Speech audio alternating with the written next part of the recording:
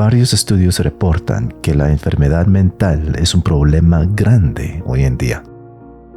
Por ejemplo, un estadístico reporta que, a pesar de ser una de las sociedades económicamente más desarrolladas del mundo, se estima que dentro de la sociedad estadounidense el 26% de aquellos mayores de 18 años sufren un trastorno mental diagnosticable. Peor aún, muchas de estas personas pueden sufrir más de un trastorno a la vez. Algunas enfermedades mentales son tan graves y tan peligrosas que el gobierno ha creado hospitales psiquiátricos y manicomios. Algunos de los reclusos sufren de una locura tan extrema que han perdido el sentido y la racionalidad de tal manera que han sido diagnosticados como incapaces de funcionar en la sociedad. Sin embargo, la Escritura nos revela que hay una locura que es aún más peligrosa. En Marcos 11, vemos a Jesús echando fuera a todos los que hacían negocios en el templo, mientras citaba la Escritura, diciendo: ¿No está escrito, mi casa será llamada casa de oración para todas las naciones? Pero ustedes la han hecho cueva de ladrones.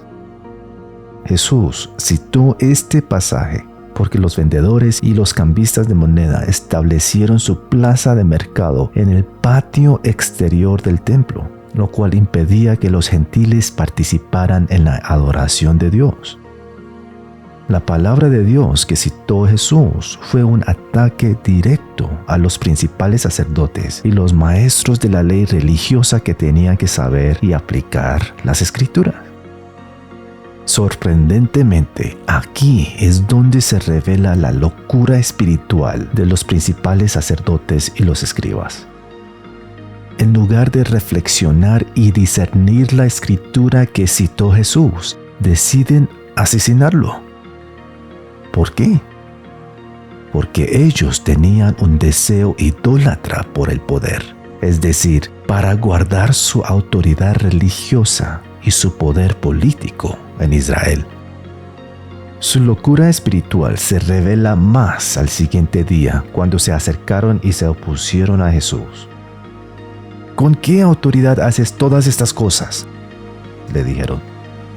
¿Quién te dio el derecho de hacerlas? Jesús respondió proponiéndoles un trato. Les diré con qué autoridad hago estas cosas si me contestan una pregunta. ¿La autoridad de Juan para bautizar provenía del cielo o era meramente humana? Contéstenme. A partir de este momento, vemos a la locura espiritual de los sacerdotes y los escribas corrompiendo su racionalidad. Marcos 11, 31 hasta 33 dice: Si decimos que provenía del cielo, preguntará por qué nosotros no le creímos a Juan. Pero nos atrevemos a decir que era meramente humana, pues tenían temor de lo que haría la gente, porque todos creían que Juan era un profeta. Entonces finalmente contestaron: No sabemos. La respuesta de Jesús es sorprendente. Dice: Entonces yo tampoco les diré con qué autoridad hago estas cosas. ¿Por qué Jesús respondió así?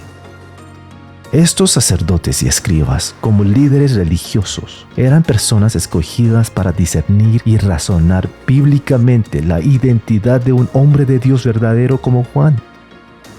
Pero mintieron al admitir que no sabían para así poder esconder su pecado. Por lo tanto, Jesús se negó a responderles sabiendo que tampoco podrían discernir su verdadera identidad porque su pecado les había transformado en locos espirituales. Hermano, hermana, ¿tienes un anhelo pecaminoso que no quieres dejar? ¿Todavía tienes un deseo idólatra que no quieres admitir ante Dios? Hermano, hermana, ten cuidado, porque ese amor hacia el pecado te dejará como un loco espiritual incapacitado para caminar el camino cristiano. La locura espiritual que comienza con un deseo idólatra destruye el discernimiento previene la autorreflexión y corrompe el razonamiento. Una persona verdaderamente loca es alguien que sigue viviendo en pecado constante, porque pecar constantemente pensando que algo le satisfará eventualmente no es nada diferente a un loco que repite las mismas acciones pensando que algo le resultará diferente. Sin embargo, la cordura espiritual comienza con la confesión de pecados.